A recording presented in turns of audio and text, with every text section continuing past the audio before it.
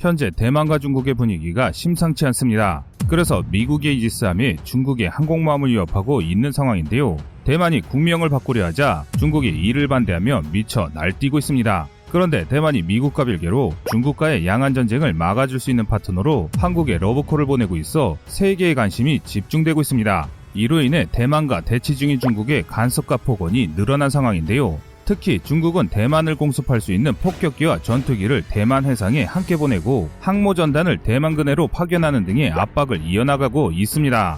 반면 미국도 중국을 한번 눌러줄 기회만 보고 있던 차에 가만히 있을 리가 없습니다. 산둥반도 코앞까지 정보 수집기를 보내고 군함을 보내 항모 전단을 추격했는데요. 이번에 논란이 된 구축함의 항모 전단 난임 역시 결국 중국이 대만을 압박하는 것을 차단하기 위한 미국이 중국에 가하는 경고의 일환인 것입니다. 그런데 정작 당사자인 대만은 미국의 도움이 달갑지 않습니다. 미국이 대만을 돕는 건 어디까지나 중국을 견제하기 위해서라는 것을 알고 있기 때문인데요. 이미 한번 대만을 버린 미국이 대만을 중국과의 제한적 전쟁을 위한 전쟁터로 만들어버릴 수 있다는 겁니다. 여기에 일본도 문제입니다. 일본은 그저 오키나와와 센카쿠 열도만 사수할 수 있다면 그 이상으로도 대만을 도울 이유가 없습니다. 만약 중국이 대만을 장악한다면 미국과 연동된 태평양 항로나 북극 항로를 이용해서 조금 불편하고 더 비용이 들더라도 국가를 운영할 수 있기 때문입니다. 오히려 일본은 미국과 함께 대만 지지 성명을 내면서 중국과 대만의 대립을 부추기고 있는데요. 중국이 더 강해져서 일본을 침략하기 전에 대만을 대리전장으로 삼고 6.25처럼 전쟁 특수를 통해 다시 한번 경제성장을 하겠다는 듯한 태도를 취하고 있습니다. 또 대만과 중국 인근의 항로가 차단된다면 대한민국은 북극 항로를 제하면 오로지 간토 해협과 스가르 해협을 통해 물자를 공급받을 수 있게 되는데 이를 이용해 한국을 휘두를 수도 있으니 오히려 일본에게 대만과 중국의 양안 전쟁은 꽤 좋은 돈벌이일 수도 있습니다. 게다가 대만을 지원할 수 있는 아시아의 미군 지상 전력과 일본의 수륙기동단은 중국군을 완전히 제압할 수 있을 정도로 많지 않습니다. 해군 격차 역시 점차 좁혀지고 있는데요. 이에 따라 아시아에서 힘의 저울이 점차 중국으로 기울면서 중국이 대만을 침략할 가능성은 날로 높아지고 있습니다. 한편 대만 역시 이 사실을 잘 알고 있습니다. 일본과 미국만 믿었다가는 아무리 좋은 결과가 나오더라도 전국토가 불바다가 될 것이 뻔하기 때문인데요. 그래서 중국이 전쟁을 할 생각도 할 수 없도록 균형을 맞출 새로운 동맹이 필요해졌습니다. 하지만 대만과 우호적인 필리핀이나 베트남처럼 대만군에도 미치지 못하는 나라들로는 소용이 없는데요. 중국이 진짜 위협을 느낄 수 있고 미국이나 일본도 무시할 수 없는 강력한 육군의 도움이 있어야만 중국과 대만 사이 양안의 군사적 균형을 유지하고 평화를 지킬 수 있습니다. 그리고 그런 나라는 아시아에서 오로지 단 한 나라, 대한민국밖에 없습니다. 최근 대만 언론은 양안전쟁 시 미국의 대공군, 일본의 대해군, 대한민국의 대육군이 대만을 지원해 중국을 격퇴할 것이라고 주장했는데요. 다소 황당한 주장이지만 그만큼 대만이 우리 국군에 대해 큰 기대를 가지고 있다는 것을 알 수 있습니다.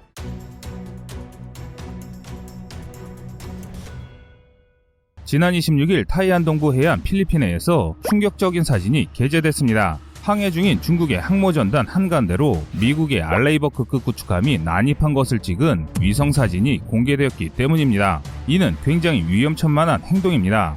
그 어느 나라도 자국의 군함 근처로 무장한 적성국의 함정이 접근하는 것을 좋아하지 않으며 때에 따라 전투로 이어지더라도 할 말이 없는 행동이기 때문인데요. 과거 한일 문쟁이 일어나기 전에 벌어졌던 일본의 초계기 도발에서 우리 해군이 분노한 것도 이 같은 이유입니다. 초계기 도발 사건은 함정을 공격할 수 있는 일본의 군용기가 우리 해군 함정에 불과 수십 미터 거리까지 근접해 위협 비행을 가하자 우리 군이 경고한 것을 일본이 왜곡해 벌어진 사건입니다. 당시 우리 해군 장병들은 일본이 미국 때문에 한국을 공격할 수 없다는 것을 머리로는 알고 있었음에도 생명의 위협을 느낄 수밖에 없었습니다. 그런데 무게가 수십 톤에 불과한 초계기도 이런 공포가 생기는데 수십 발의 미사일과 어뢰를 탑재한 이지스 구축함이 주는 압박감은 차원이 다를 수밖에 없습니다. 이때 중국 해군이 느꼈을 공포는 정말 엄청났을 텐데요.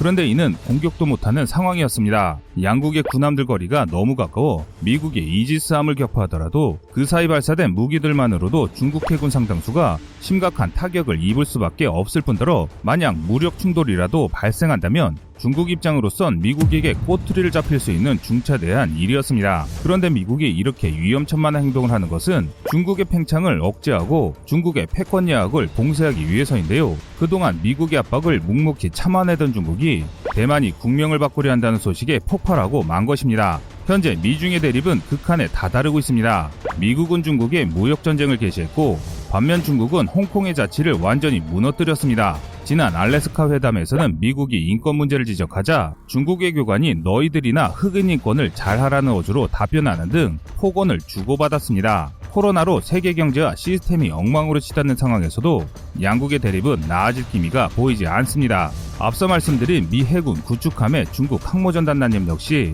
큰 틀에서 벌어지는 이러한 대립의 결과물입니다. 아직까지는 미국을 이길 수 없다는 사실을 잘 알고 있는 중국이 그저 말로만 따지고 있지만 언젠가 싸움이 나도 이상할 상황이 아닌 것이죠. 그런데 그동안 미국의 압박에도 말로만 대응하던 중국이 갑자기 폭발한 사건이 벌어졌습니다.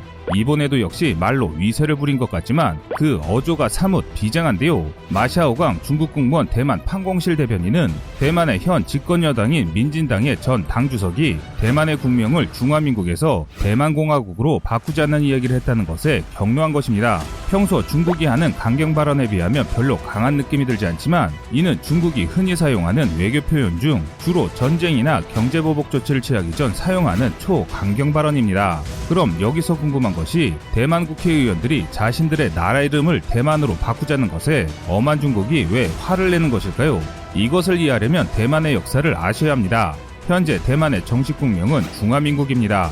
그리고 중화민국은 순원의 삼민주의로 탄생해 중국 전체를 다스렸던 국민당 시절 중국의 국명이기도 합니다. 1949년 국共내전으로 중국을 지배하던 중화민국 총통 장제스가 대만으로 도피해 시작된 게 현대 대만의 시작입니다. 당시까지만 하더라도 오히려 대만이 꾸준히 하나의 중국 원칙을 내세우며 대륙의 중화인민공화국 정부가 국제 행사나 조직에 참여하는 것을 막았습니다. 그러나 중국과 소련의 사이가 극도로 악화되면서 소련을 견제하려는 미국이 중국과 교류를 시작하면서 대만의 입지는 완전히 사라졌는데요. 그 결과 1971년 유엔에서 대만을 유엔에서 완전히 축출하고 중화인민공화국을 정식 중국 정부이자 상임이사국으로 인정하는 결의안이 나오면서 대만과 중국의 입장이 180도 바뀌게 됐습니다. 또 1979년 미국이 대만과 완전히 단교하며 미국의 우방국들과 단교 릴레이가 펼쳐지기 시작합니다. 이후 진짜 중국 정부가 된 대륙의 중공은 과거 중화민국처럼 하나의 중국 원칙을 주장하며 대만의 완전한 종속을 요구하기 시작합니다.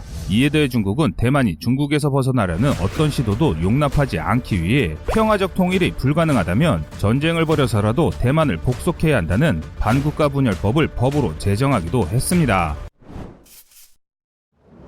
이처럼 중국의 압력은 점점 더 커져나갔고 대만과 수교를 맺은 국가들은 손으로 셀 수 있을 정도까지 적어졌습니다.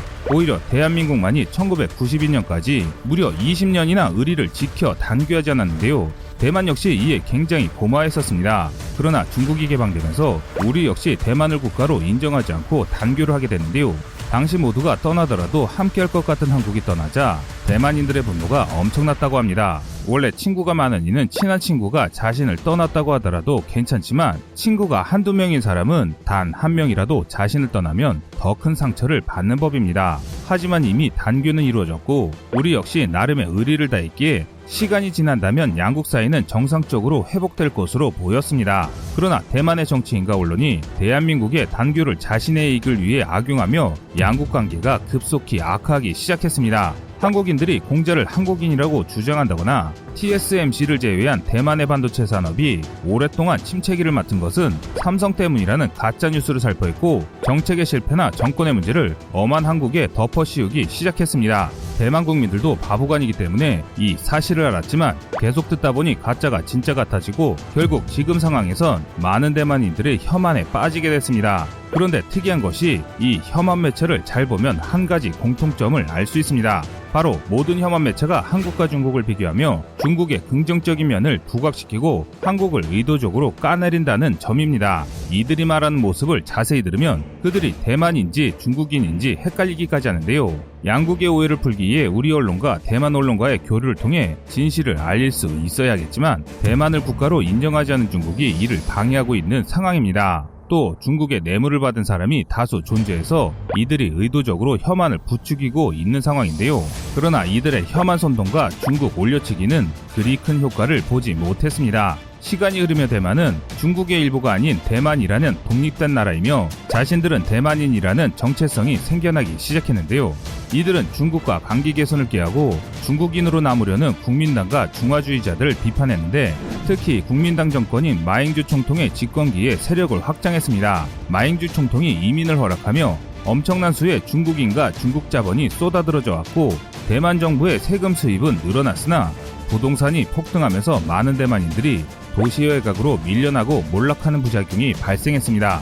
결국 국민당의 실책과 중국의 횡포에 질린 대만인들은 2016년 대만 독립파벌에 거두이며 대만이 중화라는 틀 안에서 중국에 종속되는 것을 거부하고 대만공화국을 만들려 하는 차잉잉원을 총통으로 선출합니다. 자주 대만을 외치는 차잉잉원이 정권을 잡은 뒤 대만은 빠르게 변화하기 시작했는데요. 무역전쟁과 코로나 사태로 전 세계 반중 감정이 일어나자 미국으로부터 중국군에 맞설 수 있는 최신 무기를 공급받고 적극적인 반중 외교를 펼치며 세계 각국과 다시 외교 관계를 회복하기 위해 움직인 것입니다. 특히 코로나 사태에서 대만 정부의 훌륭한 대처와 중국의 막장 행보가 대두되면서 자주 대만을 지지하는 세력은 점차 강해졌고 결국 국호를 대만공화국으로 바꾸자는 이야기가 나오게 된 것입니다.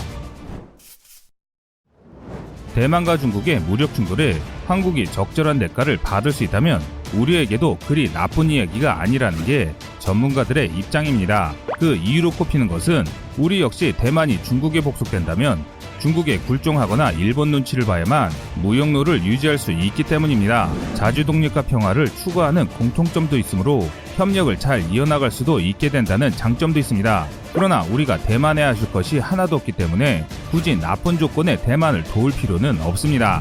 대만은 전쟁이 나면 나라가 망하지만 우리는 조금 더 고생하면 되기 때문인데요. 최근 차잉잉원 대만 총통은 한국, 일본, 미국과의 재수교를 노리고 있다고 해외 외신들은 전하고 있습니다. 만약 대만이 재수교를 요청한다면 우리 정부가 그에 상응하는 대가를 받고 확실한 우위를 점할 수 있는 협상이 되어야 할 것입니다. 지금 대만은 한국의 강력한 육군의 힘을 절실히 원하고 있습니다. 시청자님의 현명한 의견을 댓글로 남겨주시기 바랍니다. 여러분들의 좋은 의견이 좋은 영상을 만드는데 많은 힘이 됩니다. 이상 꺼리투브였습니다.